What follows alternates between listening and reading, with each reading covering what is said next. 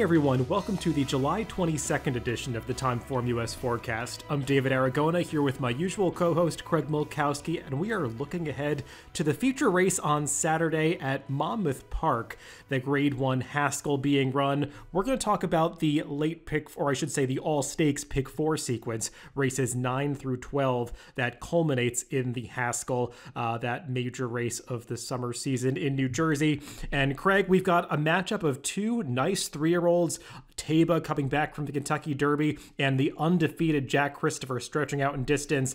They're the two protagonists in that race, but we've got 3 stakes also in this sequence that feature some nice runners.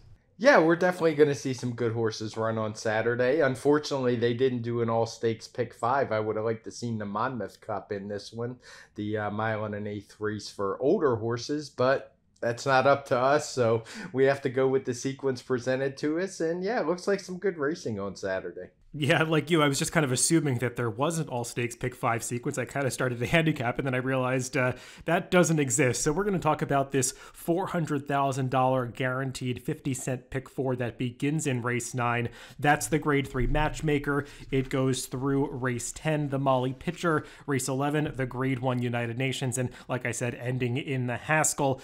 Greg, let's start off this sequence talking about this 9th, the matchmaker, and we should mention right off the top of the bat that there are some pretty well-established contenders in some of these races, and it feels like the kind of sequence where you have to be reaching a little bit to make a case for some of these long shots. So if you have an opinion, it's the sort of sequence where you might want to really thin down your ticket and hammer those opinions home on a smaller ticket. Yeah, we're thinking the same way, because I think a couple of these races, you have to go short. There's no real way around it. So in the other legs, at least for me, I mean, you have to try to beat the favorites, because there's no point in playing a pick 4 that's going to have 3 favorites and a second choice or 4 favorites. So it's one where personally, I'm not going to spend a lot of money, but I am going to try to beat a couple of those shorter priced horses. Let's start off with the matchmaker. Grade 3 event for the fillies and mares on the turf, going a mile and an eighth. And Craig, this is probably one of the more competitive races in this sequence. We've got 3 Chad Brown runners in this field. Those would be Lamista, Flighty Lady, and Fluffy Socks. A few of those coming out of the local prep for this, the Eatontown. The winner of that race, Stolen Holiday, she is not back in here. She's the one who wired the field that day. I think all 3 coming out of that race, you can make a case for them. But we also have a new face in here in the number 4, Lady Rockstar. And she's one that I think could take some money coming off those 2 impressive U.S. victories. Yeah, I think she will take some money, but I'm not such a big fan of her. She hasn't run particularly fast. She's only run a couple times in this country. She got really a great setup the first time out. The second time, it's a little tougher to say. I think there were some timing difficulties that day, but for some reason, we don't have pace fractions. But she's won easy enough. But as I said, I don't want short prices, and this is one of the legs where I'm going to go against them. And the same would apply to Fluffy Socks, the Chad Brown runner. I mean, she looks okay. She's 5-2 on the morning line, but she's not exactly a win machine lately. I think she's won only 1 of her last 9 or 10. She always runs like mid-teens figures, so she doesn't have to win this race. So I went looking in a couple different directions, and I'm going to lean on 2 horses in here. One of them is, I guess it would be the other Chad Brown and Lamista. She comes out of the Eatontown you were talking about, where there was just absolutely no pace in that race. The pace figures are all in blue. The early pace figure was as low as in the 60s. She hopped at the start, was off last, and just never really had a chance in there. And she's one who had shown some talent last year, and I think she's as good or better than the other 2 Chad Browns. And then the other horse I'm going to use prominently in here would be the outside horse, Core Values. She just has speed figures just as good as the others in here. Now, granted, her best one came in a mile and a half race, but I do think we're going to get some pace in this race, and she'll have something to close into. She'll have a decent trip for Flaunt Giroux. So I'm just trying to get a little creative and beat the shorter prices. So for me, Lamista and Core Values are the 2. Look, I'm not going to talk anybody off some better prices in this sequence because they are hard to come by as we proceed through the next three legs. I was not as positive on either of those two horses. When I watched back that Eatontown, to my eye, Fluffy Socks had by far the worst trip. She was wide around both turns, legitimately 4 wide all the way around the second turn, which is just something you can't do on a tight turn turf course like Monmouth Park. I thought she ran a lot better than Lamista that day, so I had trouble making the case to put Lamista over her, and I don't like Fluffy Socks as the favorite on the morning line. I guess we'll see who does go favorite in this race, but I kind of do feel like she fits this race really well, so I was not negative on Fluffy Socks at all. Flighty Lady, I guess we should discuss. She's the Chad Brown in this race that's pegged at 7-2, right between the other two from a price standpoint. I guess you kind of have to wonder where that last race came from when she was third in the Grade 1 New York at 51-1. Kind of feels like a horse that they took a chance just using as a pace setter. They put her on the lead, and she somehow responded really well to those tactics and almost held on. The pace was slow in the New York, but is it possible that she's just a new horse with the running style sending her to the front end?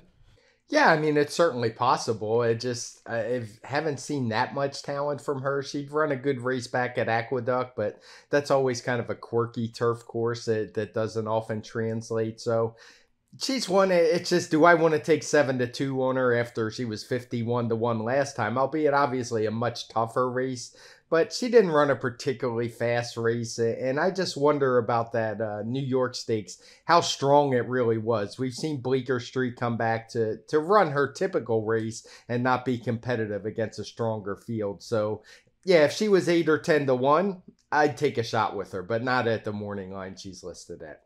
I feel pretty much the same about the New York from a quality standpoint. I'm starting to doubt that a little bit, that race, just given the fact that so many horses hit the wire together. I mean, one of those being Core Values, who I don't personally like in this race, but I mean, she's one of the ones that you could probably point to as saying, like, how is she so close to those, a heavy favorite like Bleecker Street at the end of the New York? So, I'm kind of doubting the quality of that race a little bit. So, yeah, I'm so on Flighty Lady, and it feels like she's going to take money with Joel Rosario getting aboard this time as a horse that seems like she's in here to win this time as opposed to just being a throwaway pacemaker.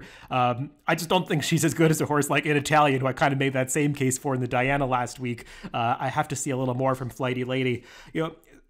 My opinion in this race is that I do like Fluffy Socks the best, and I think the only way that I can really go with that opinion is if I lean on her heavily in this race, so that's what I would do. And the one horse that I would use as a backup, who's kind of crazy, but I mean, you do have to find some prices in this sequence, is the number 1 Hole Bodemeister. I know she looks kind of ridiculous, like what is she even doing in this spot? She's making her turf debut, but going back to when she upset that Davona Dale at 50-1 in February 2021, she is a horse that moves so much like a turf horse. She's got this big turf pedigree on the bottom side. Maybe they just waited too long to try it because it seems like she's off form now. She had a year layoff in there, but I just think she's a horse that's finally running on the right surface. And trainer Michelle Hemingway, she's done well with some long shots in the past few months, especially in New York. I just don't think this horse should be completely dismissed. And she's going to be 20-1, 30-1 or upwards of there in this race. So, I mean, she's the main backup that I would use behind Fluffy Socks. Yeah, I tried to make a case for her. I just couldn't quite get there because of the form you mentioned. If she had the same dirt form she was showing in her good races, I probably would have made the leap. But I'm not going to talk anybody off a 20 or 30-1 shot. She's alone on the lead on the pace projector. She probably will be if she handles the turf. So, yeah, I'm not going to try to talk you off. She certainly could do well. The one horse we haven't mentioned that I guess we should is Vigilante's Way, who ran second in that Eatontown. She ran a nice speed figure that day, a 119, and I think she certainly could win this race and should be considered a contender. I just think she'll be a little too low for my likes. As I said in some future races here, I'm going to be going pretty short.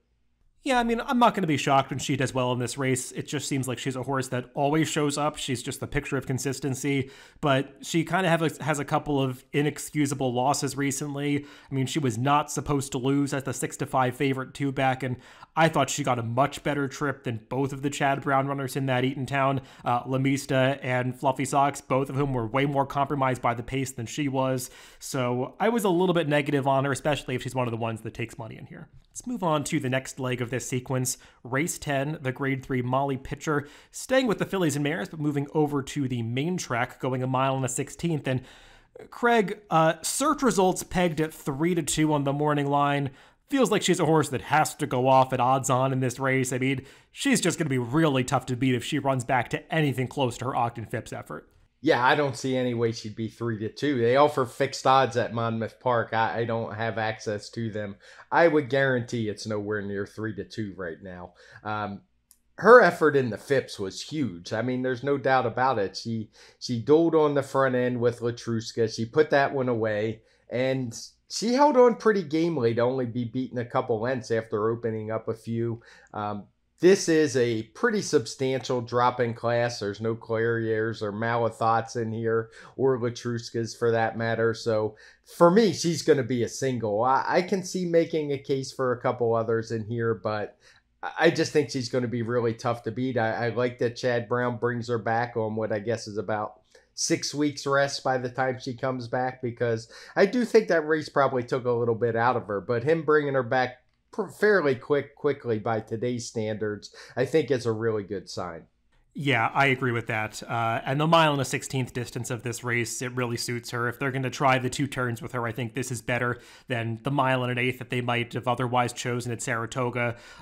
She just makes way too much sense in this race, and she's got a really versatile running style, so I'm not too worried about the trip. There are some other horses that could go forward in this race, like the number 5 Beth Stream or the number 6 Shalimar Gardens, but I mean, I don't think that Flavian Pratt would be upset if he had to slot in behind those runners. She's been effective from a stalking position in the past, and she just seems like she's way too tough for this field. And I'll add, it's not just her Ogden Phipps last time that was good. She ran really well in her Ruffian score two back, and if you look through the TimeformUS charts or even the buyer speed figures, so many horses have come back out of that Ruffian to record higher speed figures in their subsequent starts. So it just feels like her form is rock solid so far this year, and I am not trying to beat her either.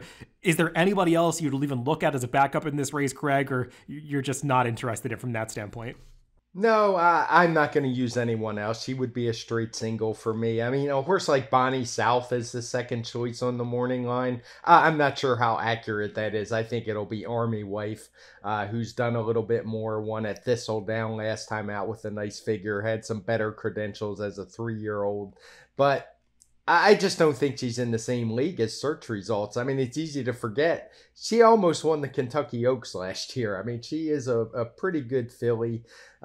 I wanted to maybe make a case for Penny Baker, a horse we were both so impressed with when she debuted in this country at Laurel, but she just didn't do any running at Churchill. She needed to take a step forward, and I thought she could, and she actually didn't. So she would not only have to get back to that Laurel form, she'd need a huge jump forward here. So for me, all the others were just too big of a stretch.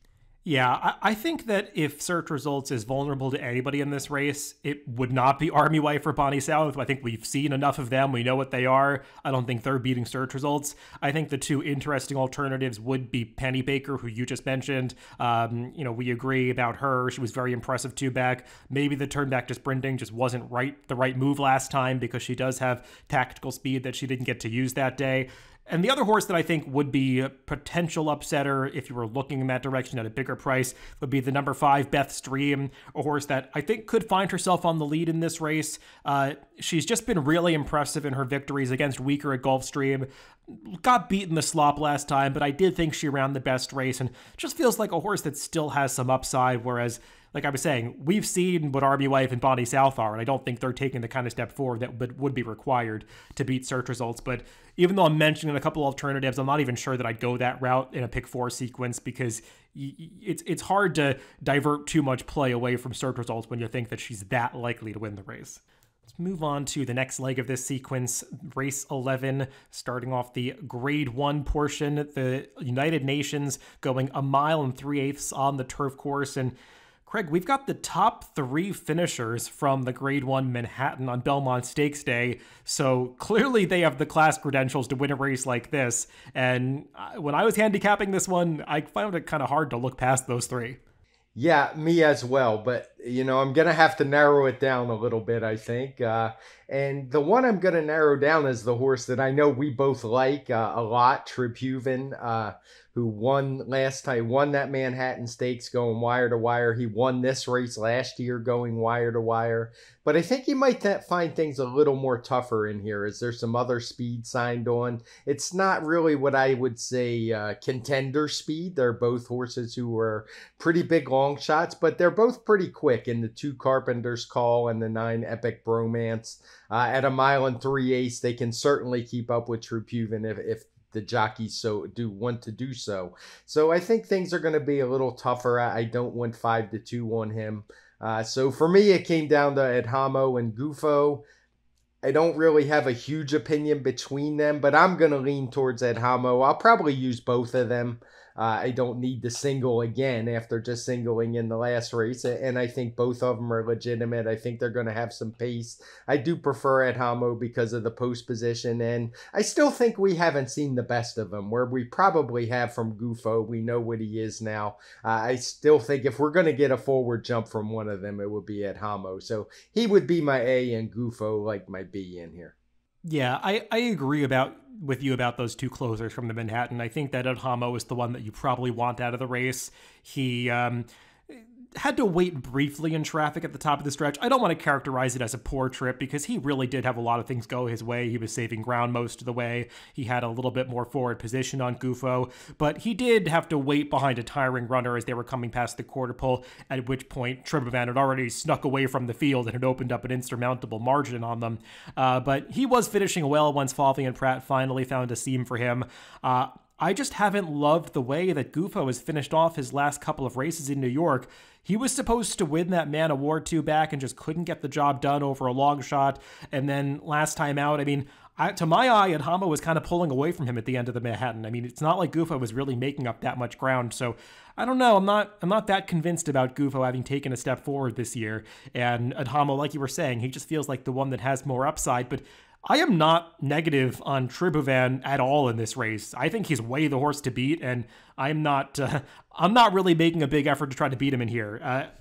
There are other speeds in this race, but I don't want to get too caught up in that because Tribhuvan breaks really sharply out of the gate. They typically are intent on establishing that position on the front end right away. I don't think that they're going to be holding back at all, just like last time at the Manhattan. They're going, and the horses that could potentially challenge him, Carpenter's Call and the number 9 Epic Bromance, they both have significant stamina questions to answer, and I don't think that their connections are going to be sending all out to just beat Tribhuvan, knowing that their horses might not get the distance. So I'm not going to be surprised when Tribhuvan's got a 2-length lead heading into that clubhouse turn, I should say the far turn once again. So yeah, I think he's going to be tough to beat in this race, and he's a horse that loves to hear his feet rattle. He likes a hard turf course.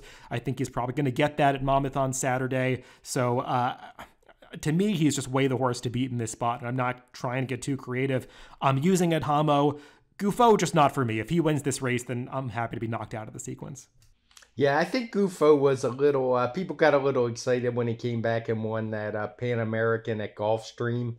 But if you look back at that field, that just wasn't much of a race. He almost had to win that race if any part of him showed up that day. So yeah, I'm with you. He's not quite as good as Adhamo, but I do think the pace is going to get a little hot. So I still think with a good trip, maybe he could, get a little bit lucky if Adhamo got hemmed in, being drawn inside. But yeah, I'm going to stick with those 2. It's not just a rerun of Manhattan. There are other horses in this race. I just had trouble really making them stack up against this field from a class standpoint. I guess the one you might look towards is Temple, who does have some credentials from way back, but his recent form, it just doesn't quite put him there. Even that Mac Diarmida that he won 2 back, really not a very strong field. I think he'd really have to step it up to hang with those horses from the Manhattan. Yeah, I would agree with you. I mean, I looked at some others trying to come up with something and just couldn't really get there. The others just basically they don't match up on speed figures. They would all have to have career best by quite a few lengths to compete. So I wasn't going to go there. Well, Craig, let's wrap up this pick four sequence by discussing the feature race on Saturday at Monmouth Park, the Grade 1 Haskell, going a mile and an eighth for the 3-year-olds. Sometimes a prep for the Travers. We'll see if either of the favorites do end up in that race. But it's going to be an interesting matchup because we've got a couple horses that do have some big questions to answer. One of them is Jack Christopher, who is undefeated in 4 career starts, has looked just brilliant in his victories, but he'll be stretching out around 2 turns for the first time, trying this true route distance here. So he's got to prove that he's got the stamina to do it. And we've also got Taba, who looked so brilliant at the start of his career, tried the Kentucky Derby in just his 3rd career start. Clearly that didn't work out, but now he's back in the Bob Baffert bar and has had some time to freshen him up. So maybe he's going to get back to his best, but I'm not sure we really know what to expect from him either. So how are you separating these two? It's tough, I guess. For one, I think the odds are going to be reversed. I think Jack Christopher will wind up being the favorite in here. Tiba second choice. I mean, I guess I could be wrong just because of Bob Baffert, but it's hard for me to see Jack Christopher not being favored. They both have question marks. I can't blame anyone for going in either direction. They both make sense in different ways. But for me, if I have to separate them, I'm going to pick Tiba. He's a horse who was just so impressive in that Santa Anita Derby. He had a pretty terrible trip in the Kentucky Derby, considering the pace. He was inexperienced, but I just think he's talented. So is Jack Christopher, obviously. But we know Taba can get the distance. I suspect he's going to be hounding Jack Christopher around the track. He'll probably be the closest one in pursuit. And I just can't help but have flashbacks to the Derby where he just kept coming and was able to wear down the field that day. Obviously, no Jack Christophers were in there, but I think his question marks are just a little bit less than Jack Christopher. So he would be the one for me. Yeah, I get that. I would lean more towards Jack Christopher, and just given the way the sequence is set up, I don't want to go with both of these horses, so I feel like I have to choose one and kind of toss the other or significantly fade the other. So for me, I would really go much more in the Jack Christopher direction. Am I convinced that he's a mile and an eighth horse? No, I'm really not, but I think he has so much natural talent, he might be able to do it in this first try. I'm not looking at him as a horse that's going to be a major player in the Travers. I'm not even sure that Chad Brown is quite convinced of that, but it feels like they found a good spot for him to try the 2 turns in this Haskell. And I mean, I know that he has there's this idea that he's a 7 furlong, 1 mile type horse and he can't go a step beyond that, but I mean, he's finished off those races pretty impressively. I mean, he's running through the wire every time. It's not like he's lacking for energy at the end of those shorter races. And it's not like his pedigree is so one-dimensionally geared towards sprinting that he shouldn't be able to stretch out a little bit. So I think he's the horse that we know is in great form right now, and I trust him to show up and run a big effort. The only question is the distance, and I'm able to look past that a little bit. I think Taba's got some bigger questions to answer because it's not always a guarantee that these horses, handle that test in the Kentucky Derby when they're so inexperienced and are able to just immediately bounce back to the horse that they were beforehand. And I'm looking back at the horse that he was beforehand and kind of reassessing things a little bit. We talked about this a bit, Craig, maybe when we were handicapping the Derby or the Santa Anita Derby. That speed figure in his maiden win, it looks very high in retrospect. Nobody else except Taba has run back to it. So I'm downgrading it a little bit. And while the Santa Anita Derby, it was a really good effort. I mean, we both liked him in the Kentucky Derby off that performance. It was very impressive for a horse to do that in his 2nd career start. But, that was not the deepest field. And Messier did do a lot of the dirty work that day, dueling with Forbidden Kingdom. The biggest thing for me, though, with Taba is, I like to watch those workouts on XBTV, and I am not liking the visual of his workouts. He is having to be ridden really hard in the morning to achieve those fast times that you see along the bottom of your past performances. He's never been the most energetic workhorse in the mornings. He's got a little bit of a lazy attitude to him in the mornings, but I went back and watched some of his workouts prior to the Santa Anita Derby, prior to his maiden win, and they were not having to ride him the way that they're having to ride him in the morning in some of these recent workouts. It just feels like he's a horse that it's not coming easily to him recently, and I worry a little bit about that, especially with Mike Smith aboard. He's not the kind of rider that's overly aggressive on any horse, so I'm wondering if he's the right fit for this horse anymore. I don't know. Maybe I'm making too much of that, but I'm leaning heavily in the direction of Jack Christopher in this race. Yeah, I can't blame you. Like I said, they both have some questions. I can see I'm not big on the Jack Christopher can't go farther.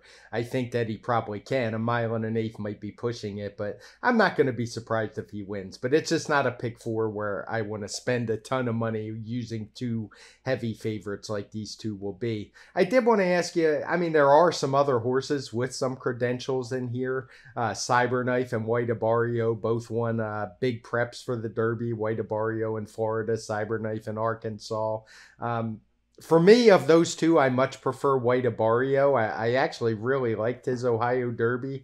And if I get involved in this race vertically, I may play exactas with him with both of the other two, trying to get one of them out of the exacta, because I actually think he's in really good form, and I liked what I saw in that Ohio Derby. Yeah, we're on the same page about that. If I was going to play any exacta in this Haskell, it would be a straight 7-6, Jack Christopher over White Abario. I think he's clearly the third most likely winner of this race. The speed figure for the Ohio Derby, at least your numbers, they came back solid. And I mean, I don't want to give too much credit because Classic Causeway came back to win on turf, but I mean, it is worth noting that, a horse in good form was third in that race. His form back to the Florida Derby and the Holy Bull, it's just pretty solid, and I'm not going to fault him too much for the Kentucky Derby. I prefer him to Cyberknife, who I still think the jury's out on how good he actually is. He's got to run a faster speed figure that we haven't seen out of him yet. So, yeah, I mean, White Abario would, to me, be the third most likely winner. So from a vertical standpoint, he's an interesting exacta horse. From a horizontal standpoint, I'm not really looking at him as one that I want to use in this pick four.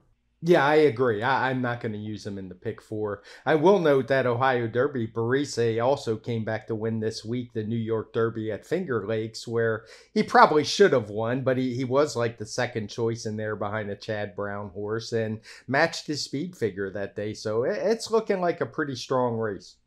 Well, Craig, we handicapped the entire sequence. Let's go back and quickly talk about ticket structure. I don't think it's going to take that long because we don't have too many horses that we want to use in this sequence. I'll let you go first. I know my ticket is going to be very thin. Yeah, mine will be thin as well. I'm going to use Lamista and core values in the first leg. The second leg, I'm going to single search results, no one else. The third leg, I'm going to lean on that Hamo. Then I'm going to use Gufo, and you've kind of talked me into Trupuven. I don't want to get beat if he wins since I'm going short in the others. And then in the last leg, I would use Taiba as an A and Jack Christopher as a B. Like if I hit it, I'm going to hit it like 3 times with Taiba and once with Jack Christopher.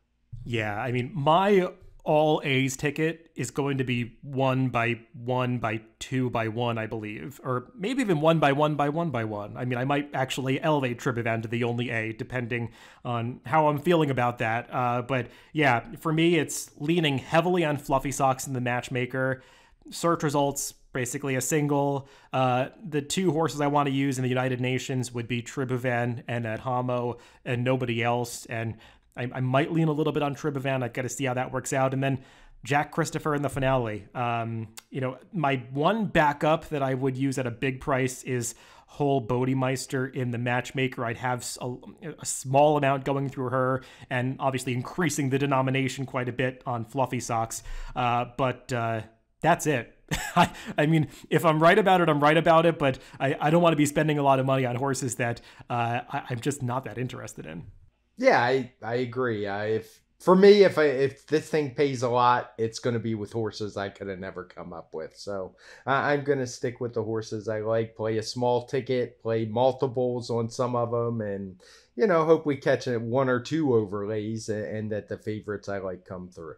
Well, Craig, I mean, clearly not the most interesting multi-race sequence that we've ever talked about, or at least not the one with the greatest depth, but I'm glad we did discuss it because there are some really nice horses running on this card, and we'll have a lot to discuss when we recap these races on the Pacecast next week. Yeah, for sure. And there's plenty other good racing around the country. Of course, good races at Saratoga, as always.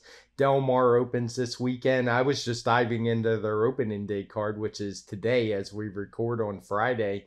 And it's a doozy. I hope it's a sign of good things to come there because it's a heck of a card as well. So it's going to be a fun another 5 or 6 weeks for sure with Del Mar and Saratoga running every week.